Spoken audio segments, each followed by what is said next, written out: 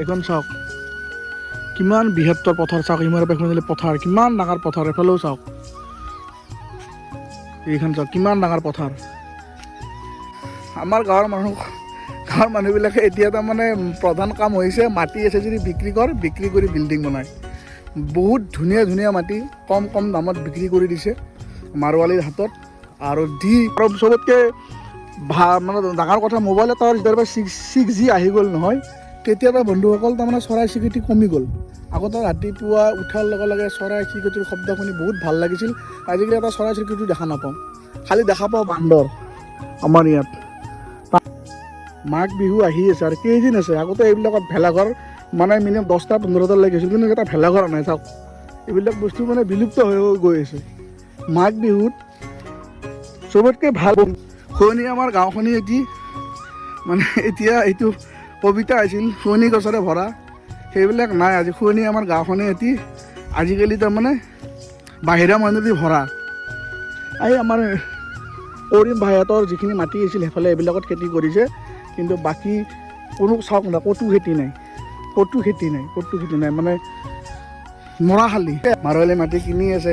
সেইবিলাক যাই আমাৰ অসমীয়াৰ মাটি নোহোৱা হৈ যাব। লাষ্টত আমি জ্বলা বলাই বিল মিলি সংখ্যালঘুত মানে পৰিৱৰ্তন, অসমীয়া মানুহ তাৰমানে সংখ্যালঘুত হ'ব।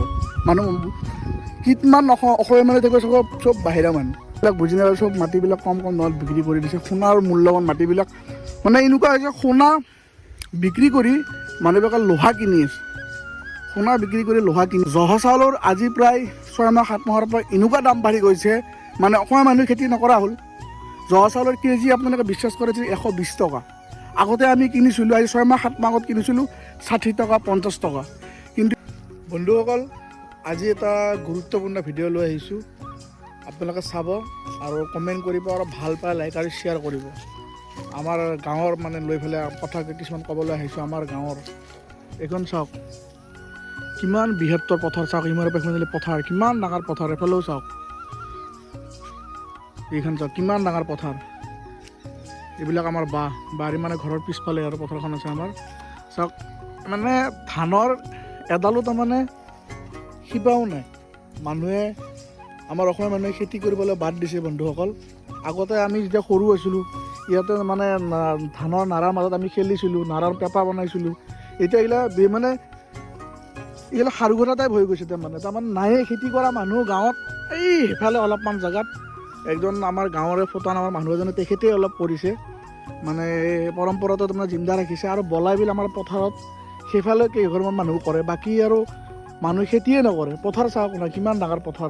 আগতে সেইবিলাক আমাৰ মাটি, এইবিলাক জহা ধান, বন্দি ধান, কি ধুনীয়া ধুনীয়া ধান হৈছিল। এইবিলাক বড়ো ধানৰ খেতি কৰিছিল। ইয়াতে বিৰাট মানে ম'হ আহিছিল, গৰু আহিছিল, চৰাই চিৰিকটি। আপোনালোকে চাওক চৰাই চিৰিকটি এটা কোনো দেখা নাপায়। আপোনালোকে চাওক কি ধুনীয়া পৰিৱেশ। এতিয়া চাওক সেইফালে আমাৰ মোবাইলত টাৱাৰ বহি গ'ল, আগতে এইবিলাক নাছিল। আৰু চবতকৈ মানে ডাঙৰ কথা, মোবাইল এটাৰ যেতিয়াৰ পৰা 6G আহি গ'ল নহয়, তেতিয়াৰ পৰা বন্ধুসকল তাৰমানে চৰাই চিৰিকটি কমি গ'ল। আগতে ৰাতিপুৱা উঠাৰ লগে লগে চৰাই চিৰিকটিৰ শব্দ শুনি বহুত ভাল লাগিছিল। আজিকালি এটা চৰাই চিৰিকটি দেখা নাপাওঁ, খালি দেখা পাওঁ বান্দৰ। আমাৰ ইয়াত তামান বান্দৰ আছে। বান্দৰৰ উৎপাতত মানুহে টিং খলাই তাত পোৱা নাই। আপোনালোকে চাওক কিমান ডাঙৰ এটা ইমূৰৰ পৰা সিমানলৈকে পথাৰ, ক'তো এডাল ধান নাই, এজোপা ধানৰ হেৰিও নাই, এডাল নাৰা নাই। আমাৰ অসমীয়া মানুহ মানে ফ্ৰীত চাউল পায়, চব বাদ দি দিছে, খেতি কৰা হেৰি কৰা চব বাদ দি দিছে। চাওক এফালে আছে আমাৰ এইমছখন, চাওক পিছফালে আমাৰ এইমছখন আছে, এইমছ মেডিকেল কলেজখন। এইবিলাকত মানে আগতে মাছ মাৰিব আহিছিলোঁ, এতিয়া আৰু সেই পৰিৱেশ নাই। কিন্তু খেতি কৰিব ইচ্ছা কৰিলে আমাৰ ইয়াৰ মানুহ গোটেইখিনি খেতি কৰিব পাৰে। তাৰমানে একঘৰ মানুহ খেতি কৰিলে নহ'ব, গোটেইখিনি মানুহ যদি লগে ভাগে খেতি কৰে তেতিয়া মানে গৰু চৰুবিলাক নাহিব।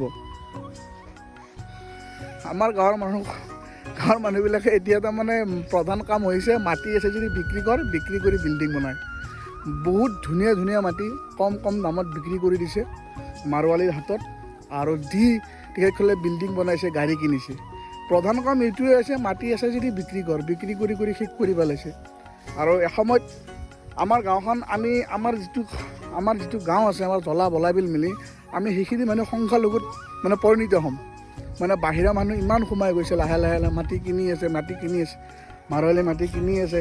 সেইবিলাক যাই আমাৰ অসমীয়াৰ মাটি নোহোৱা হৈ যাব। লাষ্টত আমি জ্বলা বলাই বিল মিলি সংখ্যালঘুত মানে পৰিৱৰ্তন অসমীয়া মানুহ তাৰমানে সংখ্যালঘুত হ'ব মানুহ কিমান অসমীয়া মানুহ থাকিব চব বাহিৰা মানুহ আপোনালোকে চাওক এনেকুৱা পৰিৱেশ এতিয়া বৰ্তমান আমাৰ গাঁৱত অলপ পইচাৰ কাৰণে মাটিবিলাক এফালে ব্ৰিজ খোলা দিয়াৰ লগে লগে আমাৰ এফালে কিমান মাটিৰ দাম হ'ব সেইবিলাক মানুহ কথা বুজি নাপায় বন্ধুসকল সেইবিলাক বুজি নাপায় চব মাটিবিলাক কম দামত বিক্ৰী কৰি দিছে সোণাৰ মূল্যৱান মাটিবিলাক মানে এনেকুৱা হৈছে সোণা বিক্ৰী কৰি মানুহবিলাকে লোহা কিনি আছে সোণা বিক্ৰী কৰি লোহা কিনি আছে আৰু বহুত দুখৰ বিষয় এইখিনি কথা কৈছোঁ কিয় বেয়া লাগে আগতে বলাবিল পথাৰখনো আমাৰ যিখন পথাৰ আছিল বহুত খেতি হৈছিল মানে খেতি মানে মানুহ ধান মানে কান্ধত নিয়া মানে সেই মানুহ দেখা পোৱা পথাৰত ঠেলা দি আনি থকা ধান এতিয়া সেইবিলাক পৰিৱেশেই নাই চবতকৈ ডাঙৰ কথা আৰু এটা কথা কওঁ জহা চাউলৰ আজি প্ৰায়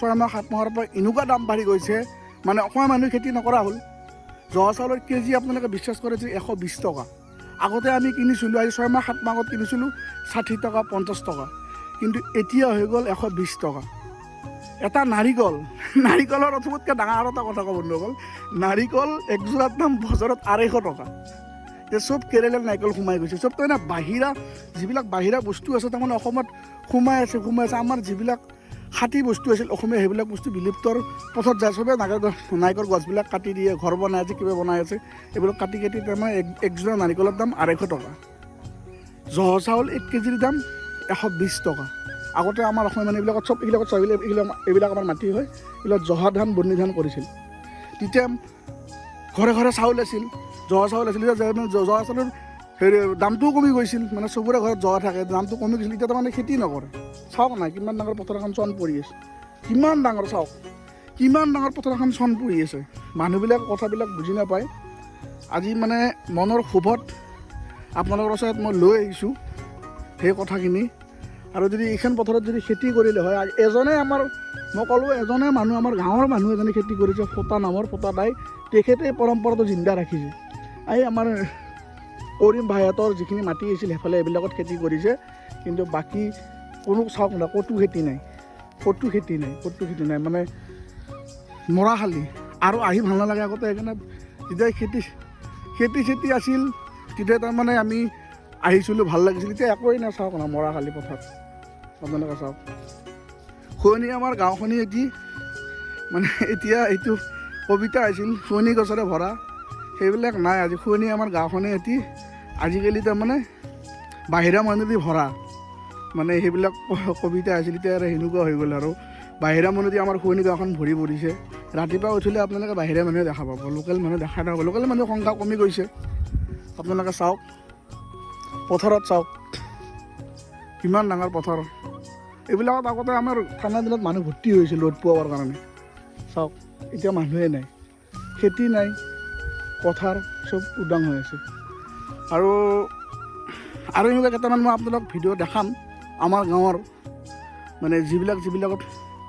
মানুহবিলাকে তাৰমানে কম দামত মাটিবিলাক কিনি হেৰি কৰি পেলাইছে মই সেইবিলাক মই আপোনালোক ভিডিঅ' দেখাম ভাল পাব আমাৰ গাঁৱৰ পৰিৱেশটো অসমত বহুত ধুনীয়া আছিল বহুত ভাল আছিল বন্ধুসকল বহুত ভাল আৰু চব মানুহৰ মিল আছিল মানে মহব্বত আছিল ইজনে সিজনৰ প্ৰতি এতিয়া তাৰমানে যিমানে দিন যাই আছে মানুহবিলাক অলপ ধনী হৈ যাই আছে মহব্বতটো কমি গৈছে মিলটো কমি গৈছে আৰু চবতকৈ আমাৰ ডাঙৰ কথা কি জানেনে এইটো চাওক এইটো আমাৰ বৰদেউতাহঁতৰ হিন্দু আমি হ'ল মুছলিম আমাৰ একেলগে বাৰী একেলগে ঘৰ চব একেলগে এখানেই চোতাল আছিল আগতে এখানে চোতাল আছিল এতিয়া ডিভাইড কৰি ভাগ হ'ল কিন্তু আগৰ পৰিৱেশটো বহুত ভাল আছিল আপোনালোকে চাওক ভেলাঘৰ নাই মাঘ বিহু আহি আছে আৰু কেইদিন আছে আগতে এইবিলাকত ভেলাঘৰ মানে মিনিমাম 10টা 15টা লাগি গৈছিল কিন্তু এটা ভেলাঘৰ নাই চাওক এইবিলাক বস্তু মানে বিলুপ্ত হৈ গৈ আছে মাঘ বিহুত চবতকৈ ভাল বস্তু হ'ল মই ভাল পোৱা বিহু হ'ল মাঘ বিহু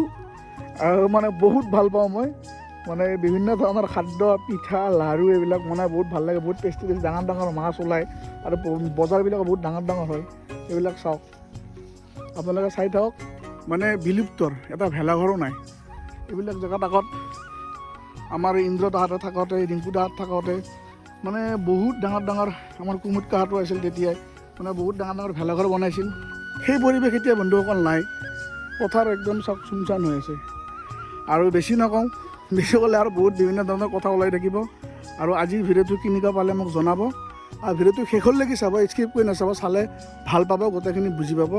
আৰু আজিৰ এই ধুনীয়া ভিডিঅ'টো বন্ধুসকল মই এইখিনিতে সমাপ্ত কৰিলোঁ। জয় আই অসম।